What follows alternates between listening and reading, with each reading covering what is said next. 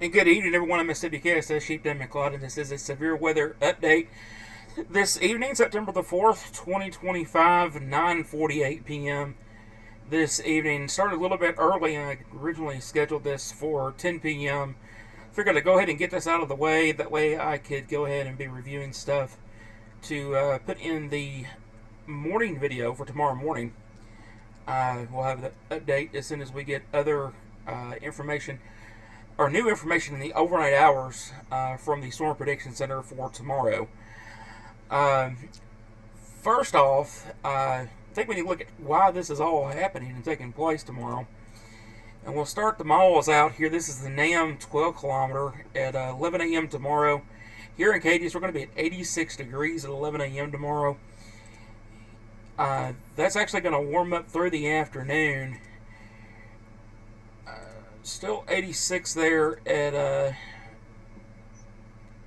or 83 there at 2 p.m. tomorrow afternoon. You see where the cold front is up here to the north. That's going to be what's moving down tomorrow, causing us to deal with some severe weather, I think. 85 still at 4 p.m. tomorrow. And you can see this cold front moving down to the south now. Start to cool back off at 82 tomorrow at 6 p.m.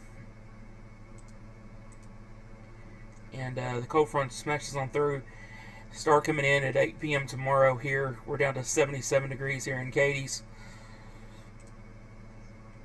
And by 10 p.m. we're down to 69 degrees 10 p.m. tomorrow evening. This time tomorrow evening. So it's going to be a warm day tomorrow. That's what's causing us to have our first risk for fall severe weather season that has already kicked off. We have our fall severe weather awareness week coming up. That's already been put out. We're going to get that started.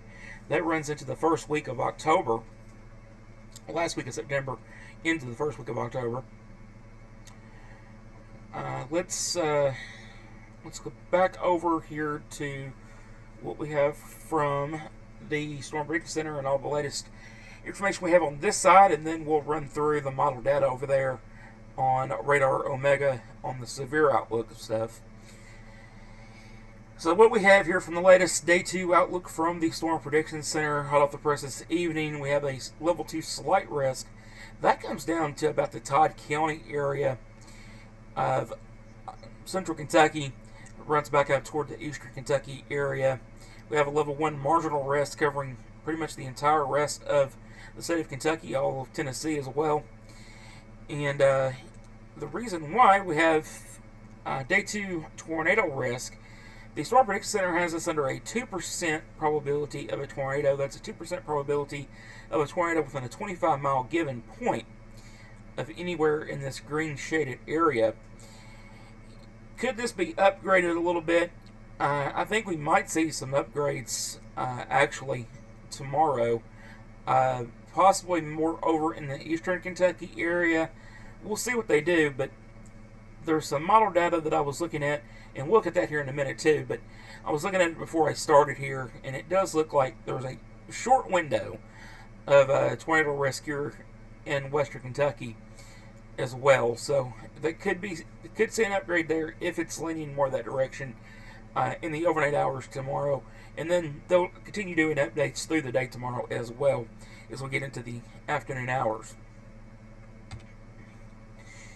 So Day 2 wind risk, we have a 5% wind probability for most of all the SWKSS region.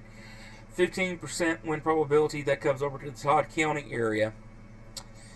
And again, that's a 5% probability of damaging winds 58 miles an hour or greater. And 15% probability over here of within a 25-mile given point in both of these areas. 15% probability on a 25-mile given point of damaging wind gusts 58 miles an hour or greater to get to that severe thunderstorm criteria.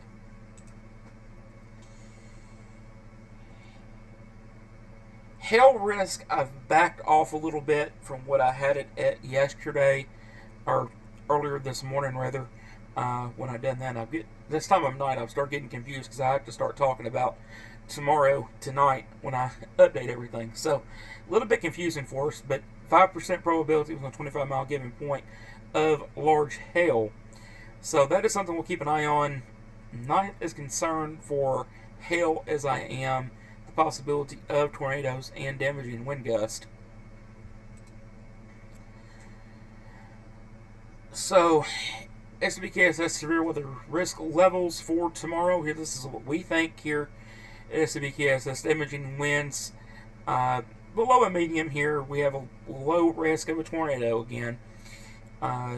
Those can be spin-ups, possibly. We'll have multiple rounds of thunderstorms going into the overnight hours tomorrow.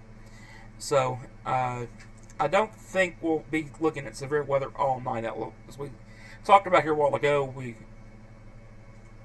later in that evening tomorrow, we start getting that cold front pushing in, and that's going to end out our severe weather risk here in West Kentucky.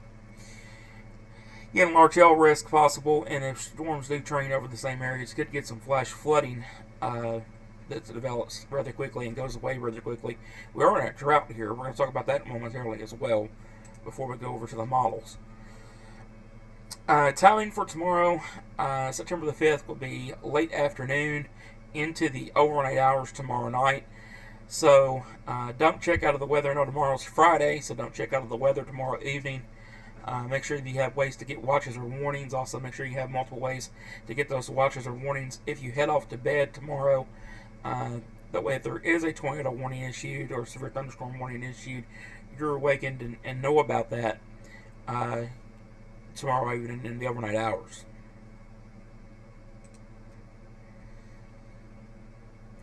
All right, look at the drought monitor here. We do have some issues with drought right now. Hopefully tomorrow, we're looking at some areas possibly getting around around an inch of rain. Hopefully, fingers crossed in some of these areas. Who knows at this point if that's actually going to come to fruition? But we have a moderate risk or moderate drought that is coming up into western Kentucky here, as well as it's overspread it our Tennessee counties as well now, so it's continuing to expand. If you watched our weather updates here the other day, this is updated every Thursday, so this has come out today, and it's continued to expand. And with that expansion, we've seen several SWKSS counties go ahead and issue burn bans. This means by law you cannot burn anything outdoors. If you do so, or if you cause a wildfire, you could be subject to a fine. So it's not recommended anywhere in the SWKSS region that you burn, but in these counties it is actually against the law to do that. So Ballard County has issued a burn ban. Graves County, Todd County, Callaway County, and Hickman County has all issued burn bans across our region. We're continuing to monitor these as more counties are looking into that. I did hear yesterday that Trigg County is actually looking at things, and I think he was kind of holding off to watch this weather system move through to see if there's going to be a need for it to go ahead and issue that later on if things continue to worsen from what they are. There has been multiple instances of field fires, wildfires here in the SWKSS region over the last couple of weeks. So that is the reason why these counties are going ahead with this and issuing these burn bans across the region. Weather reports, as always, we do have a phone number now that goes directly to SWKSS. So I have possession of that phone most of the time, unless I am out on vacation or something, and someone else will have that phone, most likely Lieutenant Josh Fenstermaker will have that. That number is 270-206-2261. We do ask if it's during a time of severe weather event or active event that you just text that line, your report, and we will get that turned into the National Weather Service as we need to do so. And also, you can also, as always, PM the SWKSS Facebook page, and we'll get that report as well.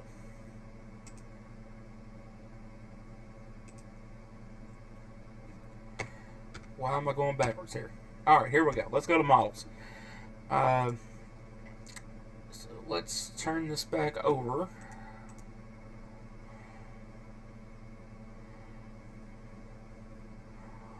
First, let's look at the shear tomorrow. There's going to be, even if 10 p.m. tomorrow. There's going to be ample shear when this front moves through.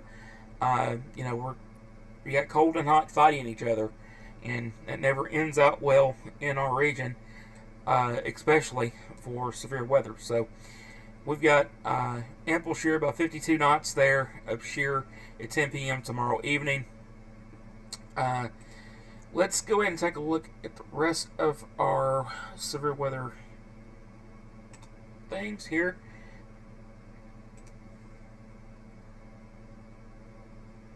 So this is 1 p.m. tomorrow. This is our supercell composite. Darker colors, the more of a threat. So you see here about 4 p.m. we have a little bit of a risk here for supercell activity in southern Tree County over toward Murray-Callaway County up into the Hopkinsville Christian County area, northern Stewart County over into the Clarksville area as well. That continues to grow and blossom up at 5 p.m. tomorrow. This is according to the NAM 12 kilometer. This is the best model on Radar Omega.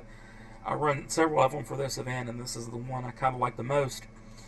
That shows the most of what we're expecting out of this event. So let's push this on forward. 6 p.m. tomorrow afternoon. Still have pretty good chances for supercell composite out here in the eastern Tree County over to the Hopkinsville area. Clarksville just blossomed up down there, Stewart County, and then we have another pocket over here in southwestern Callaway County, Graves County area as well, included in that. 7 p.m. we're still rocking and rolling. Now, this doesn't mean that storms are going to be covering us up at this time, so don't take that for granted that I'm saying. That doesn't always mean that. It means that the conditions are there. If a storm develops in that area, we're looking at the possibility of a severe thunderstorm. So pushing this forward, 8 p.m. tomorrow evening.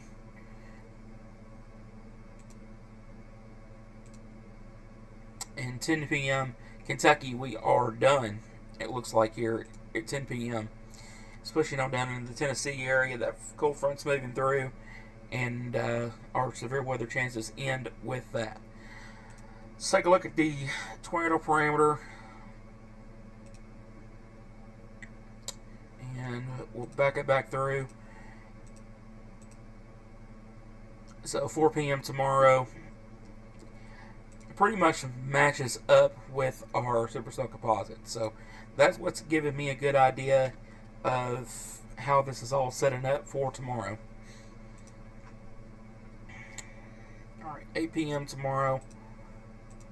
This actually blossoms up quite a bit here in Montgomery County over in the Stewart County area. And 10-11 p.m. we're done.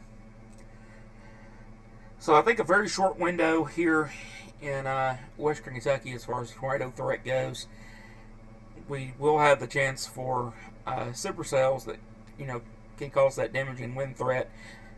Plenty of shear out there, so they will be rotating. Will they produce a tornado? Nobody knows until it all takes place. So with that said, that is all we have for your severe weather update this evening. I'll have another update video that I'll pre-record, and that will upload during the night tonight on both YouTube and Facebook. And if we need to do so, I do have some things during the day going on tomorrow. I will try to get back in here if I need to, if we do get upgraded or something, for sure, and try to get an update out, a live update out before things kind of get started. And I'm not sure if I'm going to be here doing live here on Facebook and YouTube, or if I'll be out in the field. So that's still all to be determined, depending on how things play out and what we're expecting as we get into tomorrow afternoon and tomorrow evening. So thanks for watching, everybody. Stay safe. Have a great rest of your evening, and we'll catch you on the next one.